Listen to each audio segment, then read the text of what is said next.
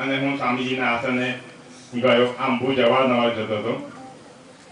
ત્યાં સેવામાં પહેલો દિવસ જ હતો અને સ્વામીજીને પગે લાગ્યો.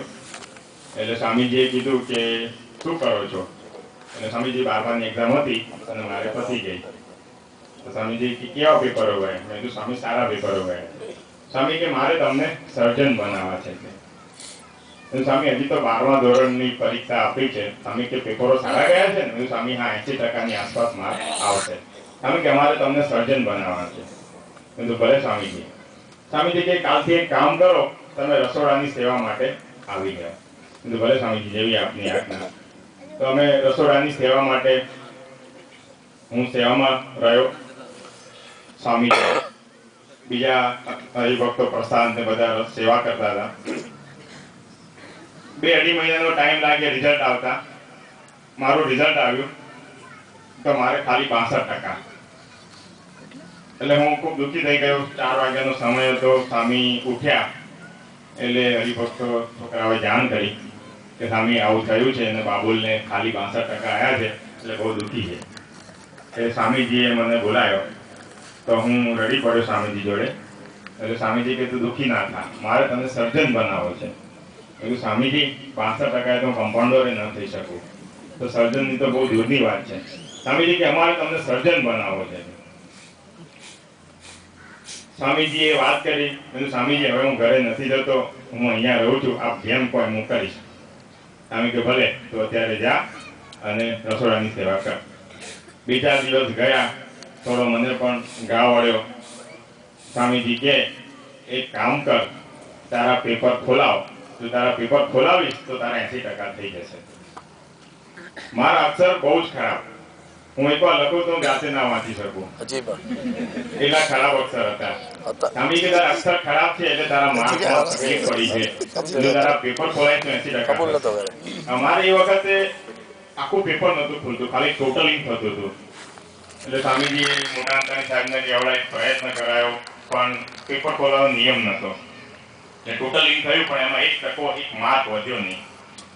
સ્વામીજી કે ભગવાન દયાળુ છે, ભગવાન સારું કરશે. સ્વામી કે તું સેવા કર. હું ત્યાં હતો, સેવા કરતા, રસોડાની સેવા કરતા, બાકીના ટાઈમમાં વાસણ માંજવાના હોય, બીજી જે સેવા હોય સેવા કરતા. ત્યાં ને ત્યાં હું રહેતો હતો. સ્વામીજી કે તું ટેકનિકલમાં તારે 10મામાં ઘણા ટકા છે. મેં કહ્યું સ્વામી 86% છે. તું ટેકનિકલમાં લઈ લે, ડિપ્લોમામાં એડમિશન. ભલે સ્વામી આપ જેમ આજ્ઞા કરો. એવામાં એ વર્ષે આખી દુનિયાના ઇતિહાસમાં એક જ વખત એવો નિયમ આવ્યો કે જે પાસ થયા હોય 12મા ધોરણની પરીક્ષામાં અને જેમને અસંતોષ હોય અને જે લોકોને ફરી પરીક્ષા આપવી હોય એ ફરી પરીક્ષા આપી શકે છે. એમનો એક પણ માર્ક કપાશે નહીં અને એમની જે નવી માર્કશીટ આવશે વેલિડ ગણાશે. એક જ વખત એવો હજી સુધી ઇતિહાસમાં એવો આવ્યો છે. પાસ થયેલો ફરી પરીક્ષા ન આપી શકે. તમે ફેલ થયા હો 10 વાર આપો, ડ્રોપ લો તો 5% કપાય, પણ એકવાર પાસ થઈ ગયા, માર્કશીટ આવી ગઈ, પછી તમે ફરી પરીક્ષા ન આપી શકો. હવે એક જ વખત એ વખતે યુનિવર્સિટીના ગુજરાત બોર્ડના ઇતિહાસમાં દાખલો છે કે ફરી વખત એક્ઝામનું પેપરમાં ઘોષણા થઈ. સ્વામીજીને મળ્યો. સ્વામીજી કે તમે ફોર્મ ભરી દો. મેં કીધું ભલે સ્વામીજી. મેં ફોર્મ ભર્યું. સ્વામી હવે વાંચવાનું? સ્વામી કે ના તારે વાંચવાનું નહીં, તું કક્કો બારાકડી ભૂણ.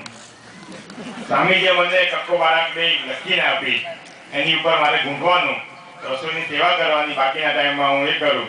બપોરે સ્વામી આરામમાં જાય એ પહેલા મારું ચેક કરે, એમાં જે ભૂલ હોય મને કહે.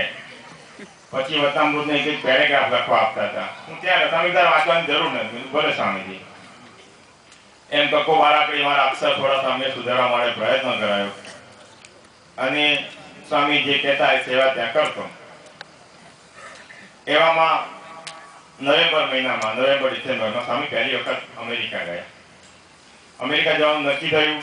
સ્વામી માટે વિઝા માટે બોમ્બે 4-5 વાર જતો. સ્વામી ચોપડા મને ભેગા લેવાના કીધું, ચોપડા લઈ લે છે. સ્વામી મને 4 વાગે ઉઠાડીને મને કે વાંચવા બેસ. એટલે ઊંધો ફરી ખુરશીમાં બેસી જવું, જોકે જડી જવું, કારણ કે થાક લાગ્યો એટલે સુઈ જવું. 6 વાગે પછી સ્વામી નાવાનું કે પછી રસોડાની સેવા કરું. એમ કરતા કરતા સ્વામી અમેરિકા ગયા. હું સ્વામી હવે શું કરું? મને કહેવાય ઘેર જા અને ભગવાન સુજાડે વાંચજે છે. બધું ભલે સ્વામી. હું ઘરે આવ્યો કે 2 મહિના હતા એમાં આટલા બધા સબ્જેક્ટ ફરી એકવાર તો વાંચવા પડે એટલે ઉપરથી જેટલું જોવાય એટલું જોઈ લીધું, પરીક્ષા આપી અને એ વખતે મારે પરીક્ષામાં ઘણા સારા માર્ક આવ્યા અને મને એ વખતે મેડિકલમાં એડમિશન મળી ગયું. ત્યારે સ્વામીને મળ્યો તો સ્વામી ત્યાં તારી લેખ ઉપર મેં મેઘ મારી છે, તારા નસીબમાં રામ બાદર હતું તો એને ડૉક્ટર બનાવ્યો છે. હું અને રાજુ ભટ્ટ સ્વામી જોડે બેઠા હતા ત્યારે સ્વામી કીધું હતું કે દુનિયામાં એવો દાખલો શોધી લાવજો કે 62% વાળો ડૉક્ટર થયો હોય અને બીકોમમાં 3rd ક્લાસ હોય એ બેંકનો બ્રાન્ચ મેનેજર થયો હોય. રાજુભાઈ ભટ્ટ જે બીકોમમાં માળ પાસ થયા હતા અને સ્વામીના એકમાત્ર આશીર્વાદથી યંગેસ્ટ બ્રાન્ચ મેનેજર દેના બેંકમાં એ વખતે એપોઇન્ટ થયા હતા. આવા અનેક દાખલા છે. તો આ કહેવાનો મતલબ ચમત્કારનો નથી. આ સંત ચમત્કાર માટે નથી. આ સંત શું નથી કરી શકે એમ, ધારે તો બ્રહ્માંડ ડોલાઈ શકે એમ છે ભાઈઓ. ધારે તો તમને અહીંયાથી સીધા અક્ષરધામમાં પહોંચાડી શકે એમ છે.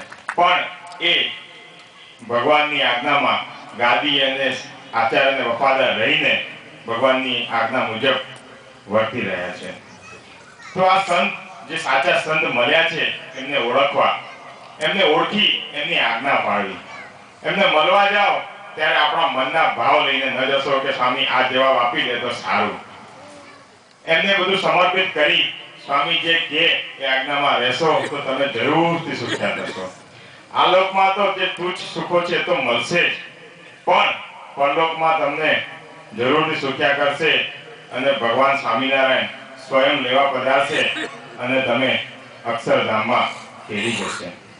તો ભાઈ આ નાટક ઉપરથી આપણે બધા શીખવાનું છે, એના કરવાનું છે. તો હવે હું સદગુરુ જ્ઞાની સ્વામીને વિનંતી કરું કે આપણ સર્વને આશીર્વચન આપે.